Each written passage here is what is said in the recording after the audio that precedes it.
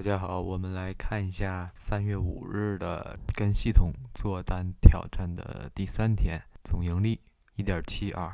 OK， 我们来看一下盘内的走势。这一天其实我们在以前也讨论过很多次，这样的盘形到底是应该怎么做。我们从马后炮的角度来看，今天的上半程明显是一个量溢价式的走势，也就是在一个熊市开局的前提下，每一次遇到 EMA20 都是被阻力作用打下来，在往复的这样的向下的一个通道中触碰 EMA20 被打下来，再触碰再被打下来这样一个状态，直到尾盘可能有一定的向上的一个反扑。如果我们从盘内的角度来看，可能你并不知道盘中可能会有这样的反复触碰 EMA20 的走法，那你可能怎么做？其实最简单一个做法就是做 always in short，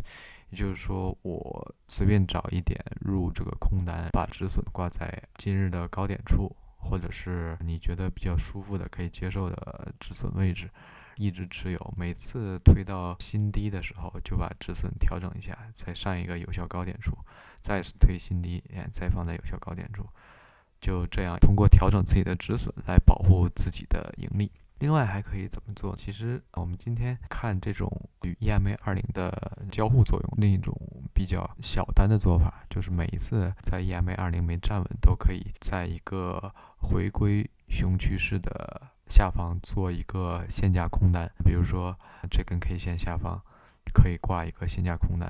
或者是在这一段这根大阴线下方挂限价空单，或者是这对 K 线的下方挂限价空单，这些都是非常典型的这样量溢价的空单走法。每一次触碰都很完整的告诉你 OK， 我上翻失败，上翻失败，所以你有很多空单入场的机会啊，哪怕到最后的一个小三推，这里我们看到，当价格已经很难再跌下去了，它会有一个类似于震荡区间的一个小三推的过程，也就是说一推、两推、三推，这基本就是一个尾声结束。哪怕是在这样的震荡区间中，你也可以看到，它其实是高点和低点一直在向下慢慢下移的，也就是它保留了量溢价的这种走势。每次接触都给你一个比较好的一次提醒，你可以做一个 scalp， 做一个小的空单。当然了，你如果选择在这一段入场，肯定是很难有大的这种像 swing trade 的这种大的 profit， 你可能只能拿到很少的这种 scalp 的盈利。这是我对整体盘型给大家的一个概况。像尾盘这种上翻呢，其实不是总能抓到，如果你抓到呢 OK， 那就是市场的馈赠。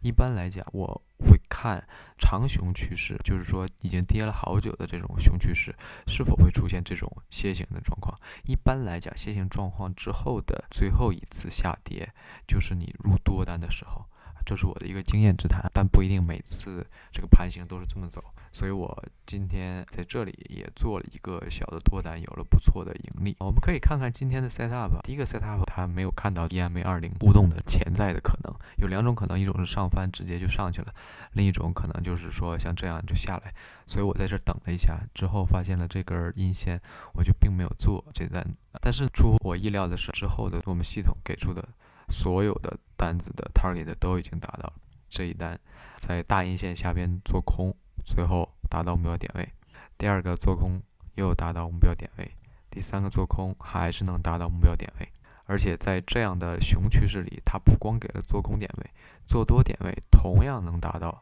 OK， 做多点位。我就不一一带大家复盘每一个系统给的 setup 是什么了。总之这一天系统大概给出了7个 setup， 只有一个 setup 就是第一个明显错误的 setup 并没有达到目标点位，所以说这是一个非常恐怖的胜率了。OK， 这就是3月5日的全部复盘。